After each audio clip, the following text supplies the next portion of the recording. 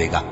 اے پیغمبر صلی اللہ علیہ وآلہ وسلم، ہم نے یہ قرآن تمہاری زبان میں آسان بنا کر نازل کیا ہے تاکہ تم اس سے پرہیزگاروں کو خوشخبری پہنچا دو اور جھگڑالوؤں کو ڈر سنا دو، اور ہم نے ان سے پہلے بہت سے گروہوں کو ہلاک کر دیا ہے۔